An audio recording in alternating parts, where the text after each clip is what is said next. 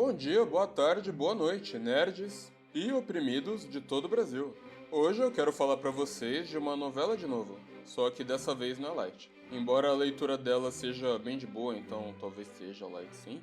Hoje eu vou contar pra vocês sobre a história, ou melhor, sobre o mundo onde se passa a famosa história distópica 1984. Esse que é um dos clássicos da literatura ocidental do século XX e que repercute até hoje, especialmente nesse momento social em que a gente vive hoje em dia.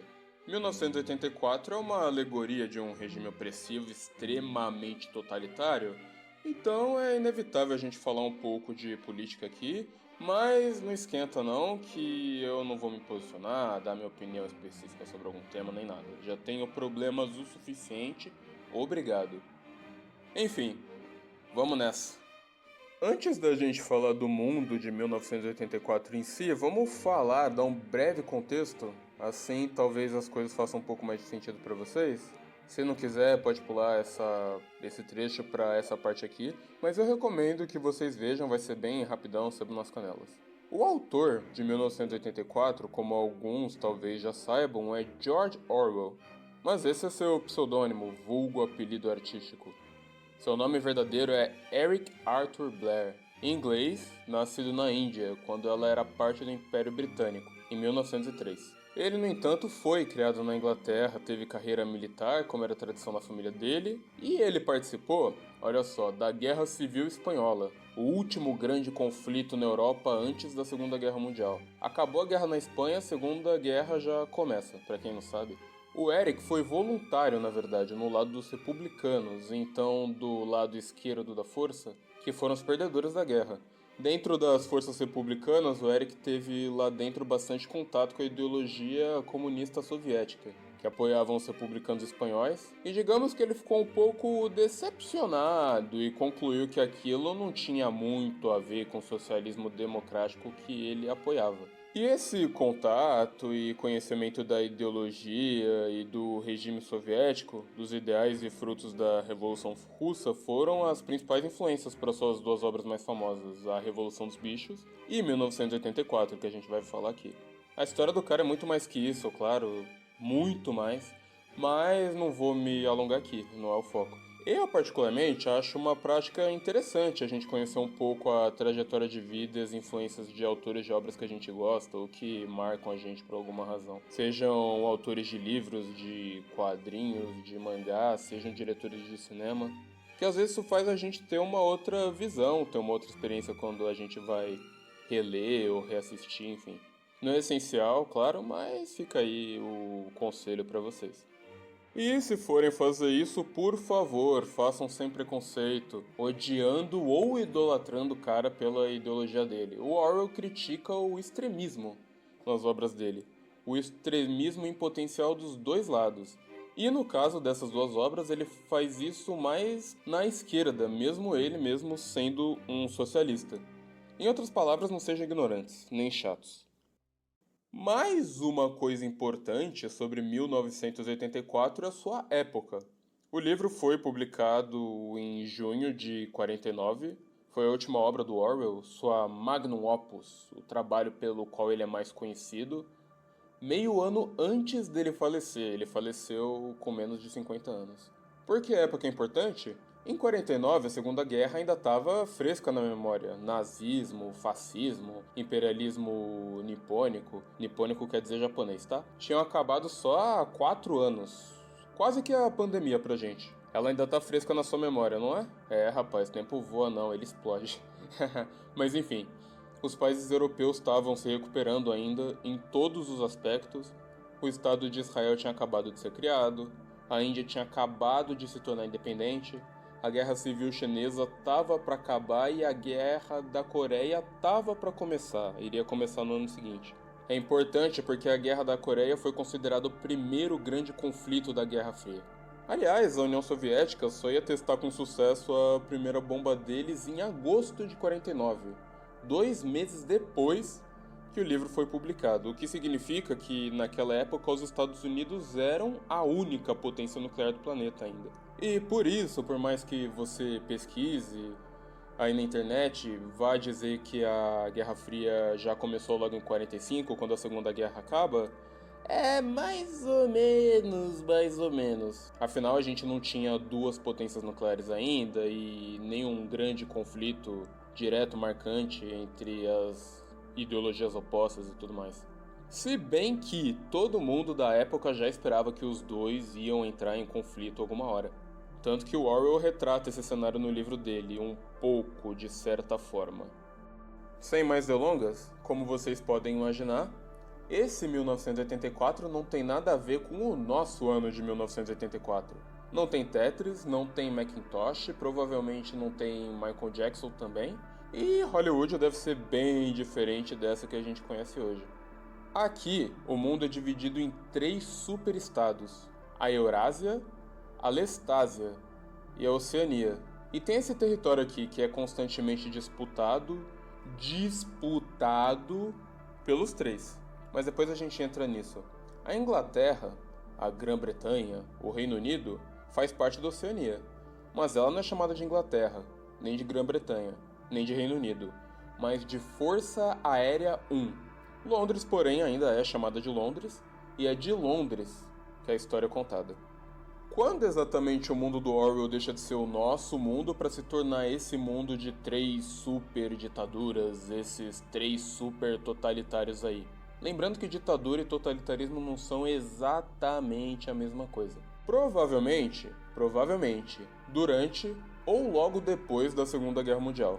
Depois, ou durante, no finalzinho da Segunda Guerra Mundial, uma revolução derruba o antigo regime, onde os monarquistas e capitalistas malvadões estavam no poder. Eles eram opressores, privilegiados pela lei, tinham direito à primeira noite, não sei o quê.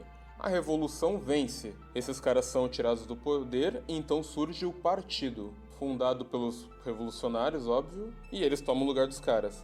Então eles realizam, depois disso, o Grande Expurgo, que é uma limpeza, uma purificação dentro do próprio partido. E assim um novo regime, um novo sistema é instaurado.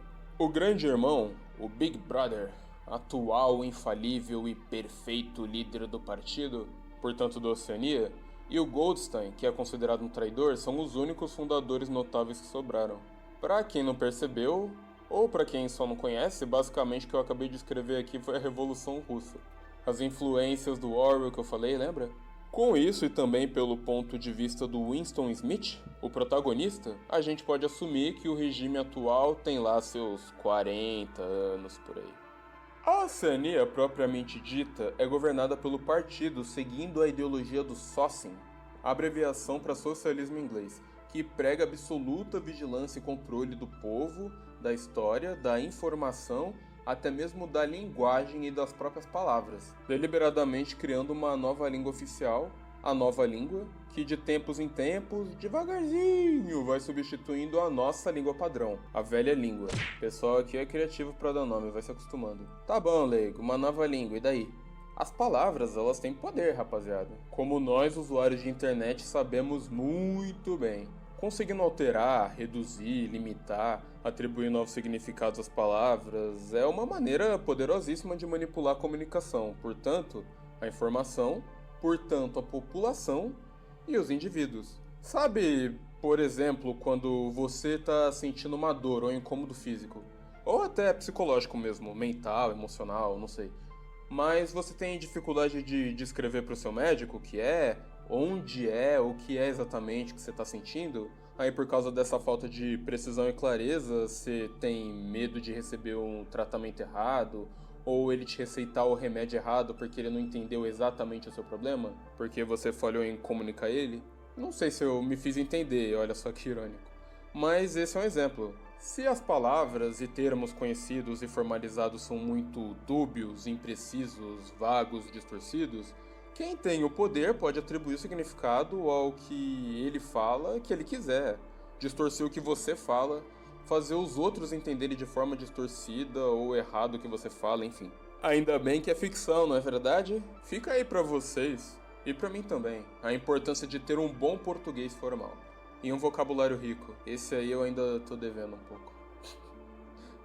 O apêndice inteiro do livro é dedicado à nova língua, de tão importante que ela é. Se por acaso quiserem saber mais, leiam. Busquem conhecimento. A nova língua é desenvolvida seguindo ou buscando atender o conceito, dentre outros conceitos, chamado de duplo pensar, que também é muito importante aqui. É esse negócio de atribuir significados dúbios às palavras, manter duas ideias antagônicas na cabeça ao mesmo tempo. Guerra é paz, escravidão é liberdade, ignorância é força, ordem é progresso, enfim, você já entendeu.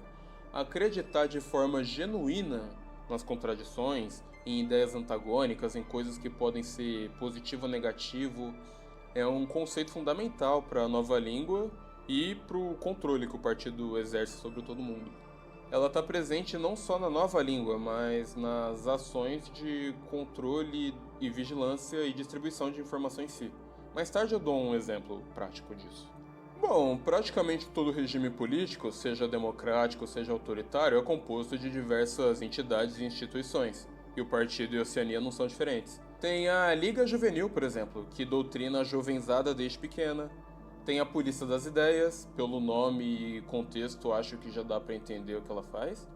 Mas principalmente, a Oceania é governada pelo partido, que é composto por 4 instituições, 4 ministérios. O Ministério da Paz é responsável pela guerra e a defesa. O Ministério da Fartura é responsável pela economia e as finanças. O Ministério do Amor, responsável pelo controle e a vigilância através de diferentes recursos, como a própria Polícia das Ideias. E as teletelas, falei que o pessoal aqui é criativo para dar nome, que são dispositivos, basicamente TVs, que estão presentes na casa de todo mundo mais ou menos, mas vai. E estão em todo canto de quase todo lugar público. Bom, aqui não existe lugar público, né? Existe lugar. Elas te vigiam 24 horas e transmitem o que o partido quiser transmitir pro povão. Ainda bem que é ficção, não é? E por fim, o Ministério da Verdade, onde o Winston, o protagonista, trabalha. Esse aqui é responsável por checar e modificar, inventar e destruir conteúdo e informação, do presente, do passado, incluindo histórico, de pouco ou de muito tempo atrás. Lembra que eu falei que haviam 2 revolucionários e fundadores do partido restando, o Big Brother e o Goldstein, que é um traidor e tal? Bem, todo dia os membros do partido realizam o chamado 2 minutos de ódio, onde o Big Brother... Ódio, Big Brother... Onde o Big Brother, a revolução e o grande expurgo são enaltecidos, e o Goldstein e os seus apoiadores clandestinos, chamados de A Fraternidade, a gente nunca tem certeza se ela realmente existe ou não, embora eu acredite que sim, recebam gritos e descargas de ódio, de ressentimento e de desprezo por serem traidores e por promoverem umas ideias absurdas, tipo democracia, liberdade de expressão, igualdade, privacidade. Loucura, né? Com esses 2 minutos de ódio diários, o regime se enaltece lá do seu jeito, reforça a existência de um inimigo, é bom ter um inimigo, né? Pra manter a galera unida, distraída dos problemas reais, do adversário real, e direciona o ódio e estresse da galera, afinal ninguém gosta de viver nesse regime aqui, pra outro lugar, um mais conveniente. O bom e velho bode expiatório. Quando eu digo o partido, entendam o seguinte: só 2% da população da Oceania faz parte do partido interior, que são a casta mais poderosa mesmo, o pessoal que manda, que se beneficia desse sistema, tem vida confortável, conseguem até ter privacidade de vez em quando, e provavelmente talvez eles até tenham acesso à verdade, ou pelo menos parte dela, afinal alguém tem que ter, né? Lembra até uma classe aí de um país aí. Os próximos 13% da população são o resto do partido, o partido exterior, do qual Winston faz parte. São basicamente uns ferrados, cara, que vivem sob toda essa tensão e opressão que eu falei. E mesmo materialmente a vida deles é uma bosta, trabalhando pra cacete, ganhando pouco, tendo acesso a recursos de baixíssima qualidade pra se alimentar, etc. E eles são vigiados o tempo todo, então literalmente uma expressãozinha ou reaçãozinha de desagrado da sua parte, de 1 segundo, ou até falar uma palavra errada suspeita enquanto você dorme, sem exagero, já era, acabou. Vai vir a Polícia das Ideias e vai trocar aquela ideia. Vocês estão ligados que eu tô ligado.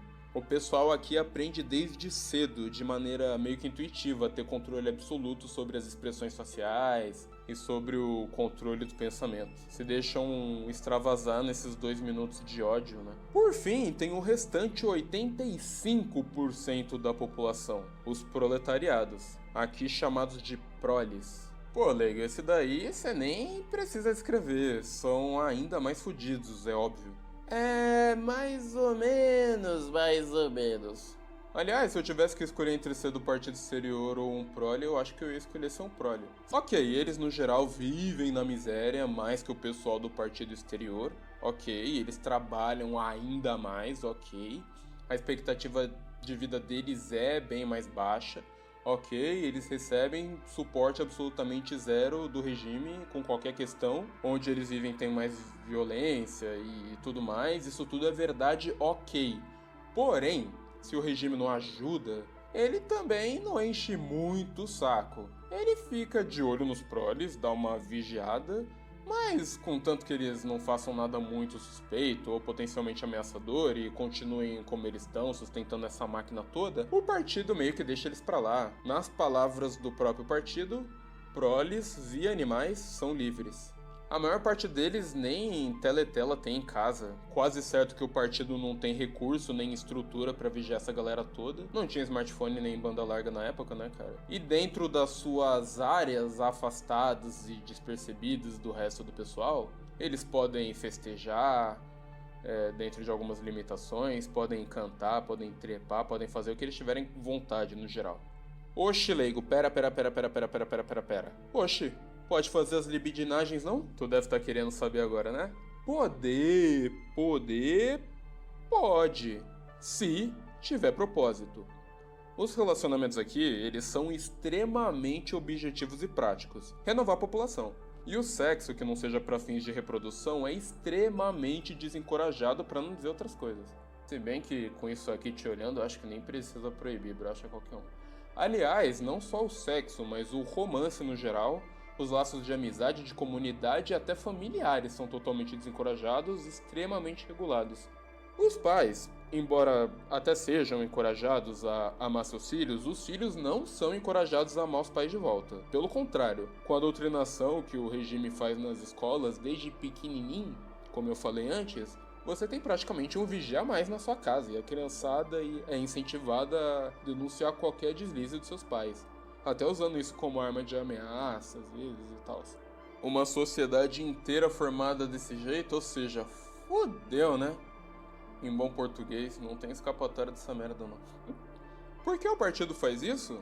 Porque essa escassez de laços, de confiança e de intimidade com outras pessoas não só serve para te desincentivar a lutar, afinal você estaria mais disposto a lutar contra o sofrimento e opressão daquelas pessoas que você se importa de verdade, sua família, seus amigos íntimos, sua parceira ou parceiro, pessoal da sua quebrada, da sua cultura, enfim. Mas também te desincentiva a ir contra o partido porque você não pode contar com mais ninguém. Assim você acaba precisando dele porque você não tem escolha. Ainda bem que é ficção, não é verdade? Agora você me diz se você ia preferir ser um prole também ou não. Se é que você já não é, né? Sobre os outros dois superestados, a Eurásia e a Lestásia, a gente não sabe praticamente nada sobre eles com certeza, mas dá pra assumir algumas coisas. Assim como a Oceania segue a ideologia do Sócin que eu mencionei, a Eurásia segue o chamado neobolchevismo, acho que a referência aqui é mais clara que esse teu chifre brilhoso aí, e a Lestásia segue o culto à morte, uma referência menos clara, mas que dá pra render umas ideias. Provavelmente são bem parecidos com Sócin, com as suas particularidades aqui e ali, e devem ser tão totalitários quanto, talvez até mais, se isso for possível. A Oceania tá sempre em guerra com um dos dois. Fora a suposta ameaça interna do Goldstein e da sua fraternidade, também tem essa ameaça externa, também suposta. A Oceania fica mudando de inimigo e de aliado o tempo inteiro, que nem você troca de cueca. Ou seja, de 3 em 3 dias. Uma hora tá contra a Eurásia e do lado da Lestásia e vice-versa. Em teoria, sobre esse território, em teoria, remanescente aqui. Porém, é quase certo que essas guerras aí sejam só fachada e por baixo dos panos um é de boa com o outro. Até porque são 3 superestados nucleares, se não me falha a memória, tá? E eles sabem que uma guerra de verdade ia ser o fim. E cada um controla uma porção grande pra cacete do planeta, não tem por que entrar em guerra. Mas é aquele negócio, ter um inimigo te permite justificar e fazer várias coisas. Também serve para justificar, dentre outras coisas, a pobreza e as más condições de consumo da população, porque a capacidade produtiva estaria sendo direcionada para a defesa da nação, produção de armas, uniforme, comida para os soldados, blá blá blá blá blá. Isso também, esse negócio de troca de inimigo de semana em semana, é uma das práticas que reforça o duplo pensar. Lembram dele? É um jeito do partido reforçar e até praticar isso. Isso deixa você em um estado constante de confusão, a ponto que você, sem querer, aprende a ter duas ideias contraditórias na cabeça e até achar que você que é o problema. E que você não pode confiar em você mesmo e nem na sua própria cabeça, sua própria memória. Ainda bem que é ficção, não é verdade? Brasil! Esse aqui eu vou mencionar bem brevemente, só para vocês saberem que existe, dentro da história, o Livro da Fraternidade. Um livro clandestino, claro, dos inimigos, que explica como a Oceania funciona de verdade, como se dá a relação dela com os outros 2 estados, como ela faz para oprimir a população de maneira eficiente, um pouco mais da história verdadeira, etc. No livro, a gente é apresentado os capítulos 1 e 3... desse livro da fraternidade, eu acho, e ele até que explica bastante coisa. Embora as coisas que ele diz façam sentido, sempre tem que ficar com um pé atrás, porque do jeito que é apresentado pra gente, pode ser que o livro seja forjado pelo próprio partido e ele use esse livro como isca ou ferramenta de manipulação contra cidadãos suspeitos e rebeldes em potencial. Aliás, muita coisa, mesmo do que eu falei aqui, é meio que duvidosa, você tem que ficar com o pé atrás, porque são coisas que a gente como leitor assume que funciona de jeito X ou Y, porque é o que faz mais sentido. Praticamente tudo que a gente tem conhecimento é através do ponto de vista do Winston, e ele é só mais uma vítima desse regime. Ele conheceu o mundo de antes da Revolução, quando era criança. Dá a entender que ele era moleque quando a Inglaterra era bombardeada durante a Segunda Guerra, ou até durante a Revolução, talvez. E ele trabalha no Ministério da Verdade, o Ministério da Informação. Então dá pra dar algum crédito pro que ele entende, mas não dá pra colocar a mão no fogo pelo que ele diz ou conclui também. Como eu disse, ele é só mais uma vítima. Justamente por a gente não poder ter muita confiança em todas essas informações, rolam umas teorias sobre todo esse universo de 1984. Tem, por exemplo, a teoria que nem o Grande Irmão, nem o Goldstein existem ou já existiram, que eles foram só fabricados. Tem a teoria que, na verdade, é só a Inglaterra que vive nessa ditadura louca aí, que o resto do mundo seguiu normal, que nem o mundo que a gente conhece. Eu não acredito em nenhuma das duas, por evidências que a gente tem no próprio livro, mas enfim, se alguém se interessar por outras, procurem aí nas internets. E chegamos ao fim, rapaziada, jovenzada.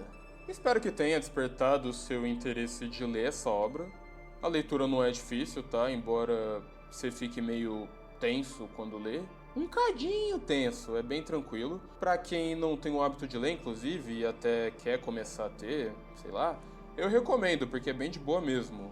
E mais de boa ainda é a Revolução dos Bichos, já mencionada. Livro fininho, de verdade, e os dois são muito baratos, você encontra por 10, 15 reais.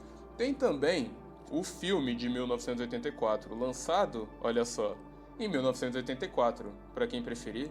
Eu nunca assisti, mas pelo que eu sei, ele é bem fiel ao livro, inclusive nessa sensação de tensão e desconforto que ele transmite. Espero que vocês tenham gostado, espero que tenham entendido ou relembrado, para quem já leu.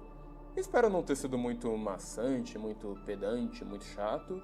E desculpem pelo áudio do último vídeo de Classroom of the Elite, não só ficou muito baixo, como só gravando eu percebi como a cachorrada aqui do meu bairro não cala a boca. Nunca, mano. Brincadeira.